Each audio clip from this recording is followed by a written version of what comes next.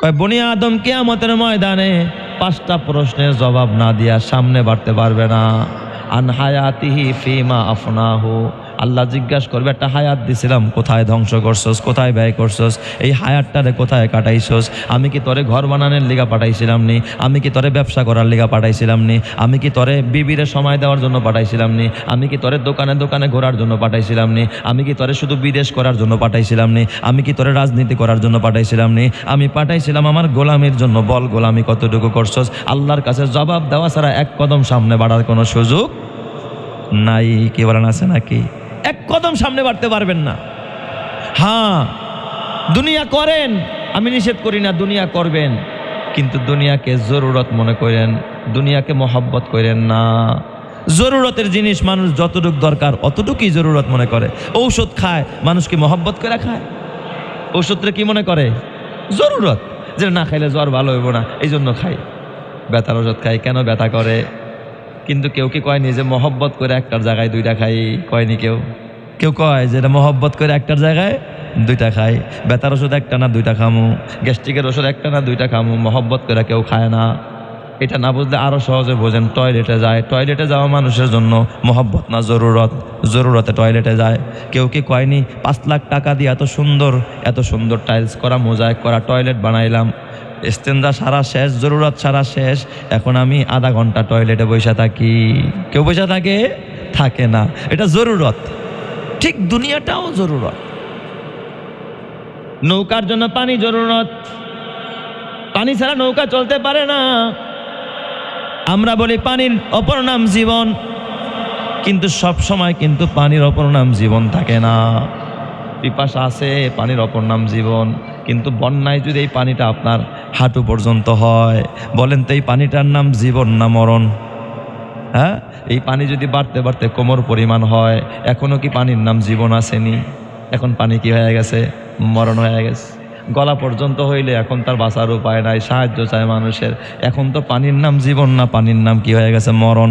এখন যদি পানি অথই সাগর হয়ে যায়, বন্যায় প্লাবিত হয়ে যায়, পানিতে ভইরা গেছে, এখন আর দাঁড়াইতে পারে না, বলেন এখন কি আর পানির নাম জীবন আছে না মরণ হয়ে গেছে? পানির নাম এখন মরণ হয়ে গেছে, এখন আর জীবন নাই। যতটুকু দরকার অতটুকুর নাম জীবন ছিল।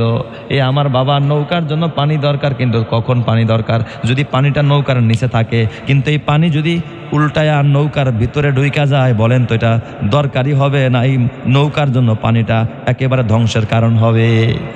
নৌকার ভিতরে ঢুকলে পানিটা ধ্বংসের কারণ হবে, তখন এটা নৌকার জন্য উপকারী থাকবে না। ঠিক কসম আল্লাহর, দুনিয়া থাকবে তোর পায়ের নিচে। টয়লেট যেমন জরুরত, এটার কেউ মহব্বত করে না। নাপা ওষুধ খাইলা, এটা জরুরত, মহব্বত করে কেউ নাপা খায় না। সিরাপ খাইলা, এটা জরুরত, মহব্বত করে খায় না। দুনিয়ারে মহব্বত করো না, দোকানে মহব্বত করো না, ব্যবসারে মহব্বত করো না, আরে বিদেশে মহব্বত করো না, গাড়ি বাড়ি নারী মহব্বত করার দরকার নাই। মহব্বত করতে হবে একজনকে, তিনি কে? जो तू मेरा तू सब मेरा फलक मेरा ज़मी मेरी, जो तू मेरा तू सब मेरा फलक मेरा ज़मी मेरी, अगर एक तू नहीं मेरा तू कोई शई नहीं मेरी। তুমি আমার সবই আমার, আকাশ আমার জমি আমার, তুমি আমার সবই আমার, আকাশ আমার জমি আমার, হারাই যদি শুধু তোমায় কপাল পোড়ার নেই কিছু আর। অতএব মহব্বত করতে হবে একজনকে, তিনি কে? আল্লাহ। আল্লাহর মহব্বত বাদ দিয়া খালি দুনিয়ার মহব্বত করবেন, কপাল পুড়ে গেছে, একেবারে ডাইরেক্ট পুড়ে গেছে কপাল। আপনি লিখে রাখেন ডায়েরিতে, এরপর কিয়ামতের ময়দানে দাঁড়ায় আমার বইলেন যে কই আমার কপালটা কোন জায়গা দিয়া পড়লো, বলেন তো। 1 নাম্বার, ইকতানিম খামসান ক্বাবলা খামসিন, শাবাবাকা ক্বাবলা হারামিক, অসিহাতাকা ক্বাবলা সুকুমিক। অসুস্থতা আসার আগে সুস্থতার কদর করো, গনিমত মনে করো। ও হায়াতাকা ক্বাবলা মাউতিক, মরণ আসার আগে হায়াতকে কদর করো।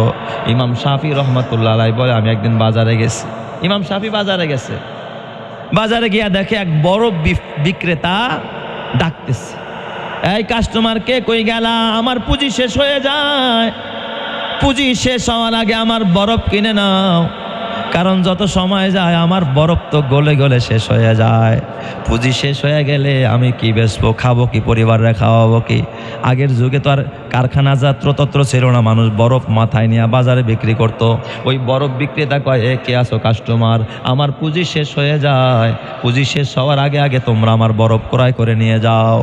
তোমার জীবনটাও কিন্তু শেষ হয়ে যাচ্ছে রে বাবা, ঘড়ির কাঁটা কিন্তু বন্ধ না, সেকেন্ড সেকেন্ড করে তোমার জীবনটা শেষ হয়ে যাচ্ছে। আমের নামে এক আল্লাহর ওলি, এই আমের আল জুমাহি রহমাতুল্লাহ আলাইহি, ওনার কাছে আসলেন এক ব্যক্তি, আয়েশা কয়, হুজুর আপনার সাথে আমার কিছু আলাপ আছে। আলাপ আলাপ করে না বন্ধু বান্ধবরা মিল্লা, সাময়িক যারা থাকে একসাথে বসতে গল্প গুজব করে। কয় হুজুর একটু কথা আছে। কয় কি কথা বলো, এটা কি কোনো জরুরি কথা নেই? কয় না জরুরি কথা না, এমনি আপনার সাথে একটু আলাপ করব। কয় তোমার সাথে আমি আলাপ করতে পারি, আমার এই সময়টা আমি তোমারে দিতে পারি যদি সূর্যরে তুমি থামায় রাখতে পারো। সূর্যরে যদি থামায় রাখতে পারো, তুমি যদি সূর্যটা বন্ধ রাখতে পারো, তাইলে আমি তোমার সাথে কথা বলবো। আরে তোমার সাথে আমি যে খোঁজ গল্প করব, তোমার সাথে যে আমি আড্ডা দিব, আর আমার এই সময়টা তো ব্যয় হয়ে যাচ্ছে, আমি এই সময়টা দুনিয়ার পিছনে দিতে চাই না, এই সময়টাও আমি রবের জিকিরে কাটাইতে চাই। জোরে কোন সুবহানাল্লাহ। আর আমরা বন্ধু বান্ধবের অভাব নাই, বাস একেবারে ওই যারে পাই তারই বন্ধু বানায় নি। হ্যাঁ, সবাইরে বন্ধু বানাইতে আমি নিষেধ করি না, কিন্তু ওই যে সময় নষ্ট করবো, ডাক দিব, ভালো মানুষের বন্ধু বানান, চল একটু চা খাই আসি, কোনো কাম নাই, ওনা বৈশা বৈশা কি বাচ্চা খায়াত হবে, চল খেলা দেখে আসি। এই ধরনের বন্ধু আপনার জীবনকে ধ্বংস করে দিবে। বন্ধু বানাইবেন তারা যে আপনারা নামাজে ডাকে, আয় নামাজে যাই। বন্ধু বানাইবেন তারা যে আপনারা কইব, দোস্ত আমার দাড়ি আছে, তোর দিয়ে দাড়ি নাই, দাড়ি রাখ। বন্ধু বানাইবেন তারা যে বলবো, দোস্ত হারাম খাইস না, হালাল খা। বন্ধু বানাইবেন তারা যে বলবো, চল দোস্ত উমরা করতে যাই, আল্লাহর ঘরে যাই। এদেরকে বন্ধু বানাইবেন, জীবন উন্নত হবে। আর দুনিয়াদারকে বন্ধু বানাইবেন, জীবন ধ্বংস হবে। কথা ঠিক কিনা? এত বন্ধু দরকার না তো।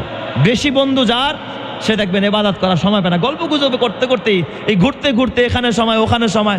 যার যত বন্ধু বেশি, দেখবেন এর জীবনে অধপতন তত বেশি। আখেরাতমুখী অধপতন, দুনিয়ামুখী বললাম না, আমি আখেরাতের কথাটা বললাম। তার আখেরাত ততটা ক্ষতিগ্রস্ত হয়ে যাবে। আপনারা চল যাই, এক জায়গায় যাই, চল। আমার ছাত্র জীবনে কোনো বন্ধু ছিল না। হ্যাঁ, সব সাথী ভাইরা আমার মহব্বত করতাম, আমিও তাদেরকে ভালোবাসতাম।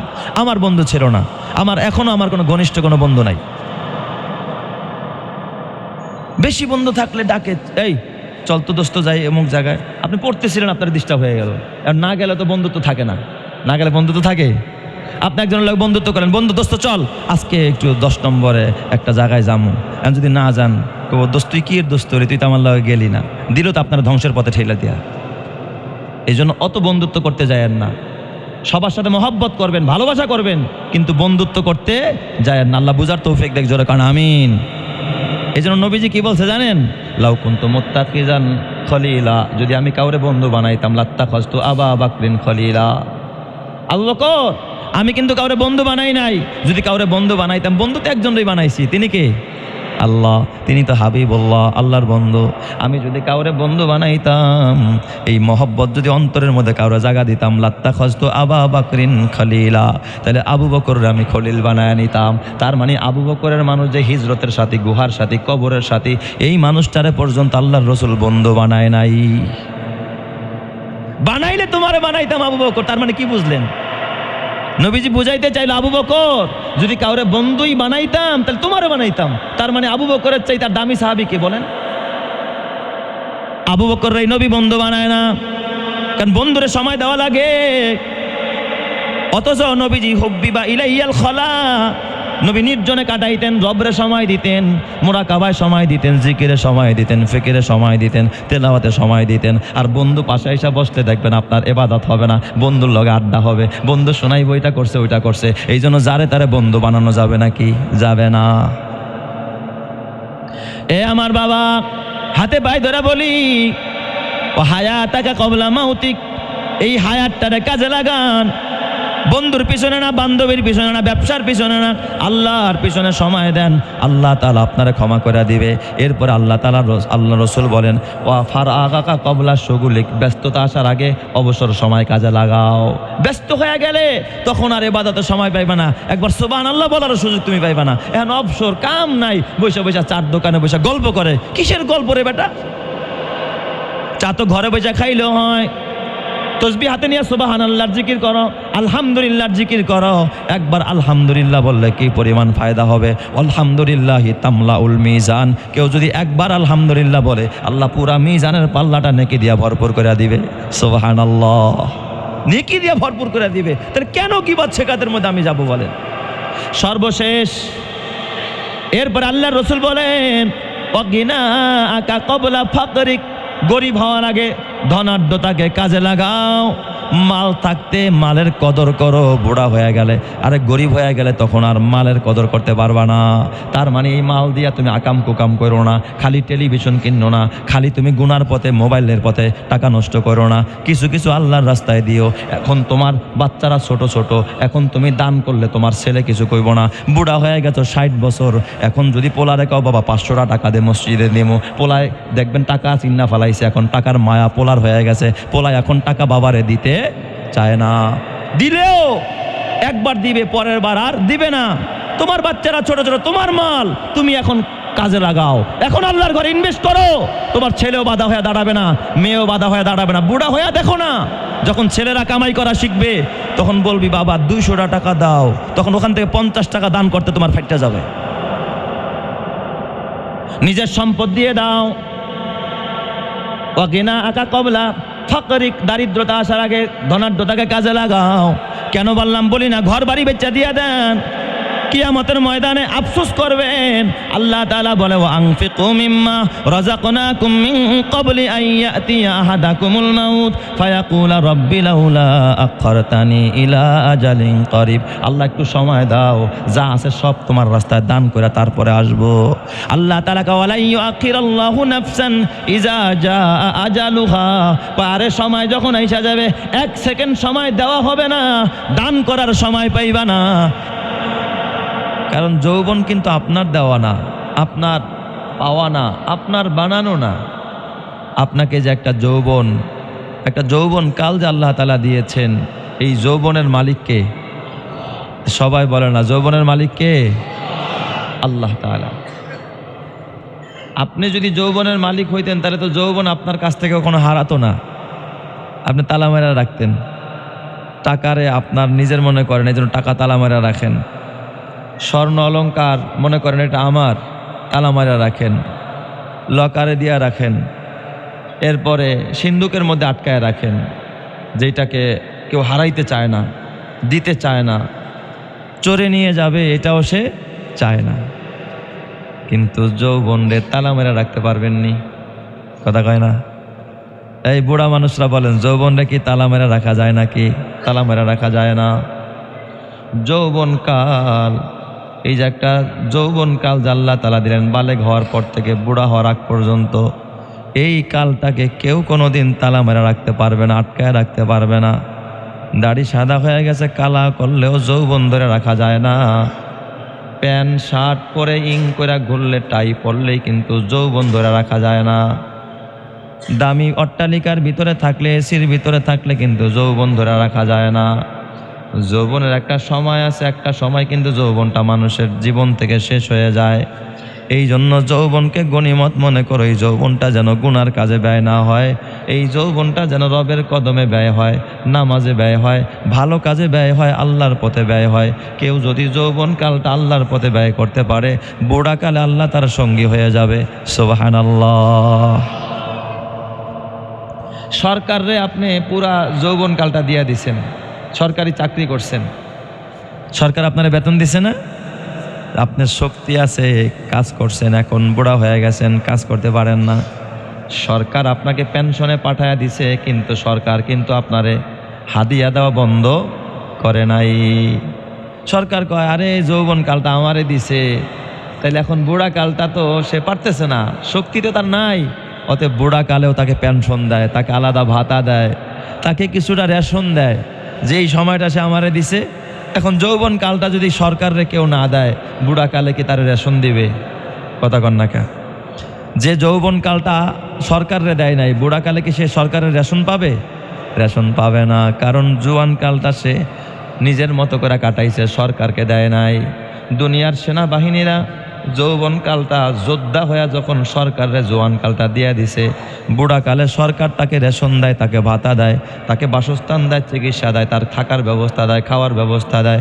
কসম আল্লাহর, দুনিয়ার যে গোলামটা এই যৌবন কালটা আমার আল্লাহকে দিতে পারবে, দর জোয়ানি তওবা করদান শিওয়ায়ে পয়গাম্বরি, দর জোয়ানি তওবা করদান শিওয়ায়ে পয়গাম্বরি, ওক্তে পেরি গিরগে জালেম মিশাওয়াদ পরহেজগারি।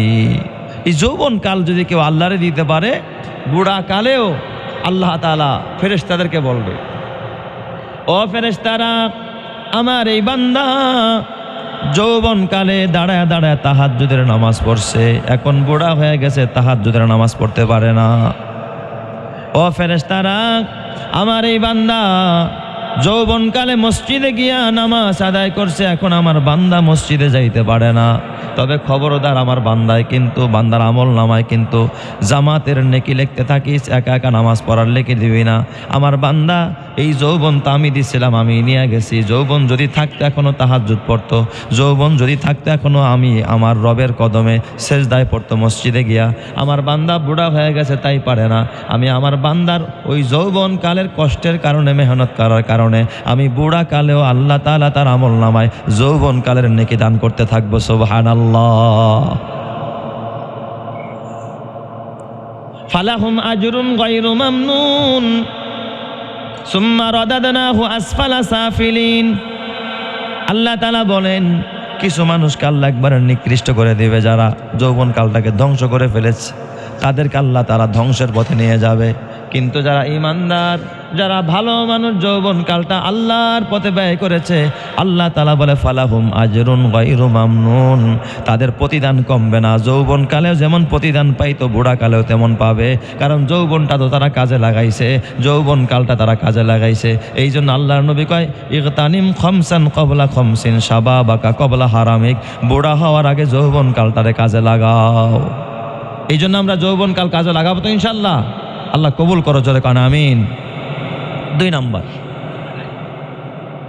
অসিহাতাকা ক্বাবলা সুকুমিক, সুস্থতাকে কাজে লাগাও অসুস্থ হয়ে যাওয়ার আগে।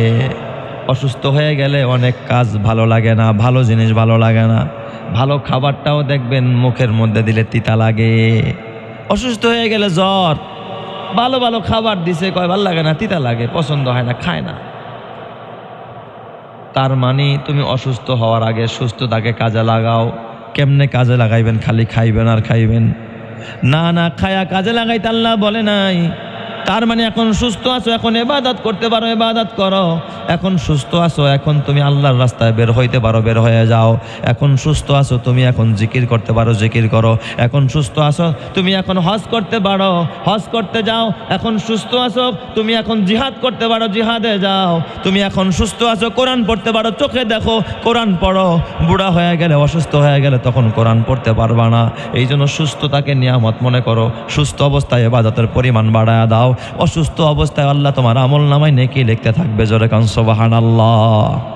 আর সুস্থ অবস্থায় ইবাদত করবে না, আর অসুস্থ হয়ে কইবা আল্লাহ নেকি দাও, এটা কোশ্চিন কালেও হতে পারে না। আসলটা না থাকলে বোনাস পাওয়া যায় না, আসল থাকলে কি পাওয়া যায়? বোনাস পাওয়া যায়। এই জন্য আসিহাতাকা ক্বাবলা সুকুমিক, অসুস্থ হওয়ার আগে সুস্থতাকে কাজে লাগাও। আল্লাহর হাবিব বলেন, ও হায়াতাকা ক্বাবলা মাউতিক, তোমার জীবনটারে কাজে লাগাও মরণের আগে।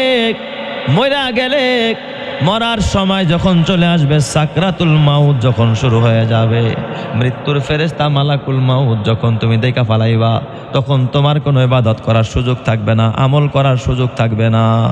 তখন কোনো ইবাদত আপনি করার সুযোগ পাবেন না। এই জন্য হায়াতকে কাজে লাগাইতে হবে। এই জন্য রাসূলুল্লাহ সাল্লাল্লাহু আলাইহি ওয়াসাল্লাম আরেক হাদিসে বলেন, লা তাজালু কদাম ইবনি আদম হাত্তা ইউসআলা আন খামসিন